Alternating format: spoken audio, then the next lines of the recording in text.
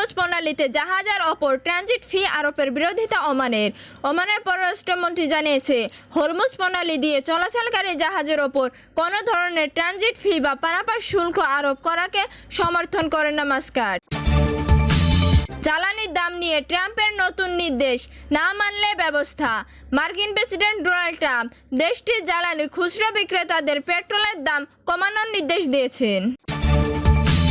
যুদ্ধবন্ধের ইউক্রেনের প্রস্তাব ফিরিয়ে দিয়েছে Russia. Zelensky Ukraine president Volodymyr Zelensky রাশিয়ার সামরিক অভিযানের সমালোচনা করে বলেছেন, যুক্তরাষ্ট্র থেকে ফিরেই নিখোঁজ শতাধিক নির্বাসিত ভেনেজুয়েলায়। যুক্তরাষ্ট্র থেকে নির্বাসিত হয়ে ভেনেজুয়েলায় ফিরে আসা মাত্র কয়েক ঘন্টার মাথায় শক্তিশালী ভূমিকম্পের মুখে পড়েন শতাধিক অধিবাসী। দর্শক, এতক্ষণ শুনছিলেন সংবাদ শিরোনাম, এখন জানিয়ে দেব বিস্তারিত সংবাদ।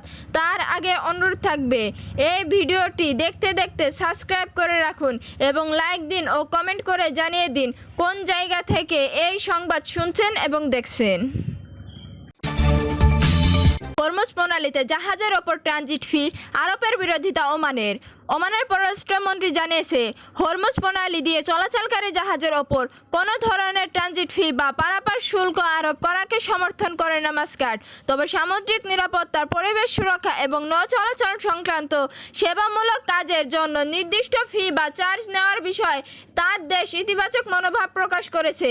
ফরাসি রেডিও স্টেশনকে দেওয়া এক সাক্ষাৎকারে ওমানের পররাষ্ট্রমন্ত্রী এ মন্তব্য করেন। পরবর্তীতে তার কার্যালয়ের পক্ষ থেকে সামাজিক যোগাযোগ মাধ্যম এক্স এর এই সাক্ষাৎকারের মূল অংশগুলো প্রকাশ করা হয়।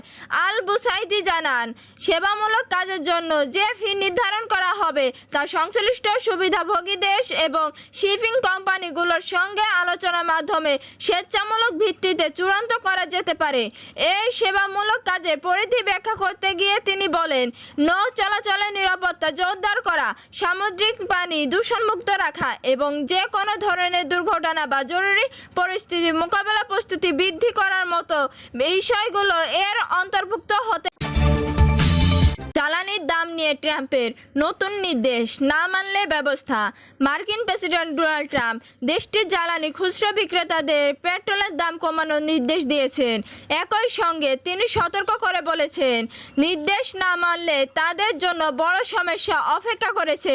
নিজের সামাজিক যোগাযোগের মাধ্যম ট্রুথ সোশ্যালে তিনি এই হুঁশিয়ারি দেন। পোস্টে ট্রাম্প লেখেন, জ্বালানি খুচরো বিক্রেতাদের অবশ্যই দাম কমাতে হবে।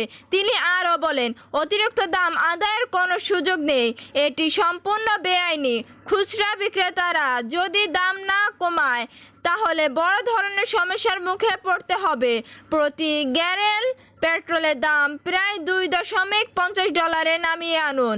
গত সপ্তাহেও ট্রাম্প জানিয়েছে, অপরিশোধিত তেলের দাম কমাতে ও পাম্পের জ্বালানির দাম না কমানোর বিষয়টি তদন্ত করতে তিনি যুক্তরাষ্ট্রের বিচার বিভাগে নির্দেশ দিয়েছেন।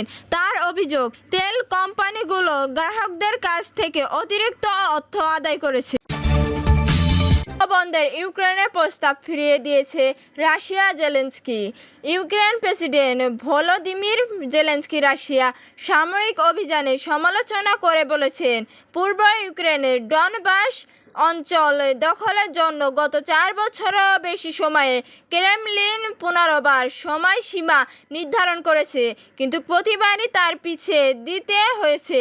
সোমবার 29 জুনে দেওয়া এক ভিডিও বার্তায় জেলেনস্কি এসব কথা বলেন। এর মধ্যে তিনি একদিন আগে রুশ প্রেসিডেন্ট ভ্লাদিমির পুতিনের দেওয়া বক্তব্যে এই জবাব দেন। খবর আল আরাবিয়ার।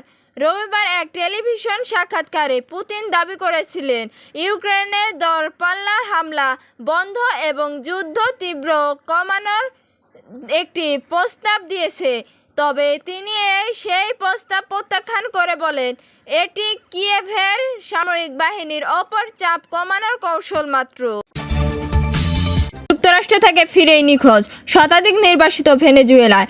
যুক্তরাষ্ট্র থেকে নির্বাসিত হয়ে ভেনেজুয়েলায় ফিরে আসার মাত্র কয়েক ঘন্টার মাথায় শক্তিশালী ভূমিকম্পের মুখে পড়েন শতাধিক অধিবাসী।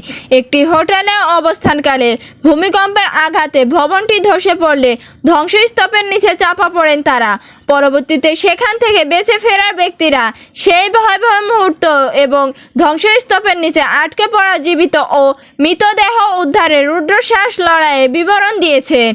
হিউম্যান রাইটস ফার্স্টে নির্বাসন ফ্লাইট পর্যবেক্ষণকারী উদ্বেগ আইসি ফ্লাইট মনিটরে তথ্য অনুযায়ী ভূমিকম্পের মাত্র কয়েক ঘন্টা আগে মিয়ামি থেকে 146 জন ভেনেজুয়েলাবাসীকে নিয়ে একটি বিশেষ ফ্লাইট কারাকাসে পৌঁছায়। তাদের মধ্যে 19 জন নারী এবং 7টি শিশু ছিল।